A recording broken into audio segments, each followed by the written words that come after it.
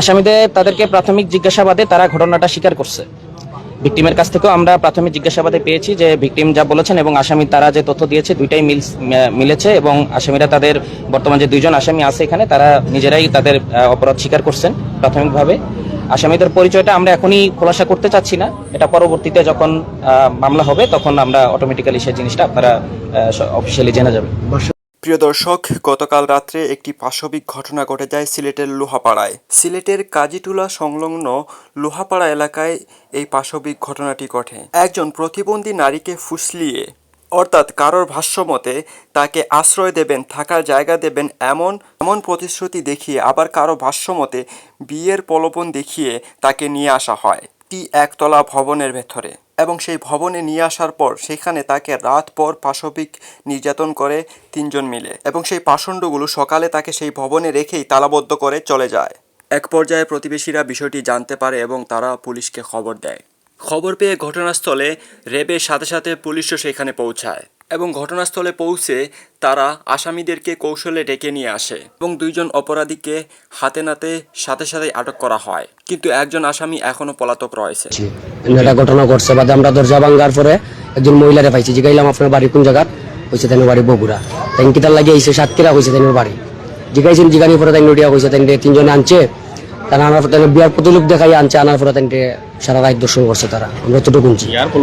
জি জি, ওই যে সিএনজিটা এবার আনছে, তোর গাড়ির থেকে আনছে, কইছে তোমার বিয়া করবো, তুমি আমার লগে আও। আনার পরে ওই যে বাসার কেয়ারটেকারের কাছে রাখা হয়েছে, মানে ও বাসার কেয়ারটেকারের কাছে জড়িত আছে, কেয়ারটেকারের বাসার রাখা হয়েছে, রাতকে সারা রাত রাখা হয়েছে।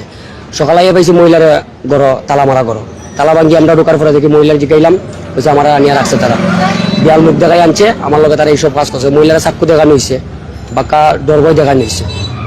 আমরা কেয়ারটেকারের লগে যোগাযোগ করার পরে 11টার সময় কেয়ারটেকার আইছে, আর পরে জিগাইলাম কেয়ারটেকার সব স্বীকারোক্তি দিছে, হ্যাঁ জড়িত আছে, তার লগে সিএনজি ড্রাইভার জড়িত আছে। আমরা যোগাযোগ করছি স্ট্যান্ডে যোগাযোগ করার পরে সিএনজি ড্রাইভার আইছে, তাতে তার সিএনজি সহ তারা আটকানো হয়েছে। এখন মোট ভিতরে কয়জন? মোট 2 জন আছে, আরেকজন পলাতক আছে বর্তমানে যতটুকু শুনলাম। তারা 3 জন আসবে। আটক করছেন, তাদের কি হাতে নাতে ধরতে পারছেন? হাতে নাতে তো রয়েছে, হাতে নাতে এত সারা রাত কাম করিয়ে সকালে গেছে কি লাগাইয়া, আর আমরা হাতে নাতেও ধরছি। তো আসলে তাদের শাস্তি কি জানে? শাস্তি প্রতিবন্ধী নারীর সাথে এরকম কাজ হয়েছে, এটা খুব খারাপ একটা কাজ হয়েছে। প্রশাসনের কাছে আমরা একটা আবদার যে এভাবে শাস্তি হয় এভাবে, কারণ এই দর্শনের মামলা তো শাস্তি 2-1 বছর পরে যাবি না আইবো, আমরা চাই এটা প্রশাসনের জেলা পারে ওলা শাস্তি দিব, আমরা প্রশাসনের কাছে একটু আবদার। আর একটু জানার চেষ্টা করবো, যেহেতু আপনিও দেখেছেন আসলে এই যে ঘটনা, একজন প্রতিবন্ধী নারীর সাথে এই ঘটনা বিশেষ করে সিলেটে আসলে খুব বাড়ছে। আমরাও আটকাইছি, আমরা দৌড়ছি তারা মূলত কিতাব হইয়া নারী আনছিল, সিএনজি ড্রাইভারে কইছে যে, মানে সিএনজি ড্রাইভারে কইছে মহিলারে যে একটা টাকা জায়গা দিব, ও কথা কইয়া নিয়ে আইছে, বাদে তারা 3 জনে তারা দংশন করছে। পরে আমরা সকালে আইছি, আইয়া তারা হাতে নাতে দৌড়ছি, দৌড়িয়া আমরা রেবে খবর দিচ্ছি, রেব আইছে, এখন আইছে পুলিশ আইছে, তারা ধরিয়ে নিয়ে গাড়ি ভাঙচুর করা হয়েছে। মানে না, গাড়ি ভাঙচুর করে না, গাড়িটা আরেকজন ড্রাইভার আরেকজন, মানে এই গাড়ি দিয়ে যাইতে চাইছিল, আর পাবলিকে আটকানে যাইয়া আর গাড়ি গেলাসে মাঝে মারি, মানে গাড়ি আরেকটা গাড়ি জি গাড়ি আরেকজনের ড্রাইভার। আপনারা জানলেন কিভাবে? জানলে আমরা কোনো লাগা ভাড়াটি আছে, ভাড়াটি আমরা একটু খবর কইছে যে ওলা ওলা জি জি আমরা যে মহিলা তালামারি হয়ে গেছে, তালামারি আমরা আল্লাহ গেলে আপনারা মানে ফোন দিয়ে আনা হয়েছে, না বুঝছেন বিভিন্ন যে প্রশাসনিক যে তৎপরতা এবং একই সাথে আমাদের ছিনতাই, ধর্ষণ, তারপরে ডাকাতি, খুন ইত্যাদি মামলার পিছনে আমরা সর্বাত্মক সবসময় কাজ করে যাচ্ছি এবং ইনশাল্লাহ পরবর্তীতে এই ধরনের ঘটনাতে আমরা আরও সচেষ্টভাবে কাজ করব। আমাদের কার্যক্রম সকলভাবে চলমান থাকবে। বাসার মালিকের সাথে আমরা এখনো যোগাযোগ করি না, কারণ সেটা আসলে এখানে প্রয়োজন হয়, যেহেতু প্রাথমিক জিজ্ঞাসাবাদেই আমরা আসামি তারা স্বীকার করেছে অপরাধ, এবং আমরা যে আরেকজন পলাতক আসামি আছে তাকে এখন ধরাটা হচ্ছে আমাদের মূল উদ্দেশ্য, যাতে এই চক্রে আমরা এখানে এবং তাদের মাধ্যমেই হয়তো তাদেরকে আরো বিস্তারিত জিজ্ঞাসাবাদের মাধ্যমে হয়তো এই ধরনের জঘন্য কার্যক্রম যারা করে এই ধরনের আরো হয়তো বিস্তারিত বিভিন্ন মানুষের তথ্য পাওয়া যেতে পারে, এবং সেগুলোর ব্যাপারে আমরা হচ্ছে পরবর্তী কার্যক্রম আমাদের অভিযানভাবে পরিচালনা করব। আমি মেজর সাদমান, আমি র্যাব 9 এর সিপিএসসি কোম্পানি কমান্ডার। ভুক্তভোগী কি আপনারা এখন কি করবেন, যেহেতু এখনো ওনার এখানে কেউ নাই?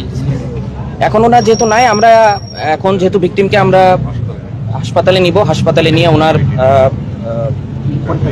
প্রাথমিক যে চিকিৎসাগুলো আছে এই প্রাথমিক চিকিৎসাগুলো প্রদান করা হবে।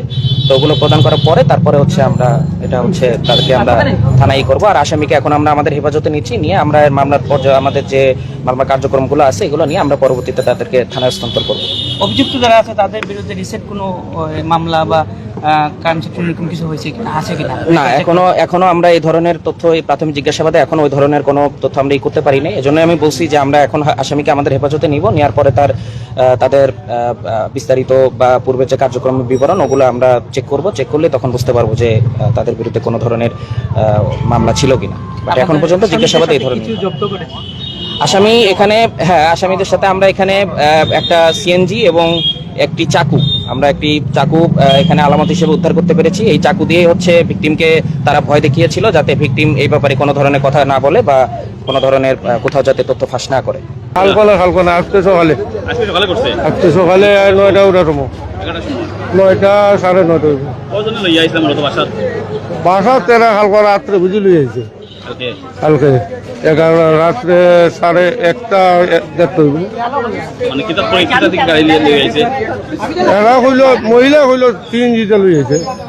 আমরা তো দেখি নাই, কিন্তু আমরা এই সকালে দেখলাম, ও দেখে আমরা তো বলে এই ধরনের মেয়ে খেলে তোর বাসাত। এরপরে মহিলাটা কইছে বলে এই জমি আমার আইনিয়ারা দর্শন করতে এই করতে। অপরাধীদের মধ্যে 2 জনকে আটক করা হয়েছে, তাদেরকে পুলিশ থানায় নিয়ে যাচ্ছে।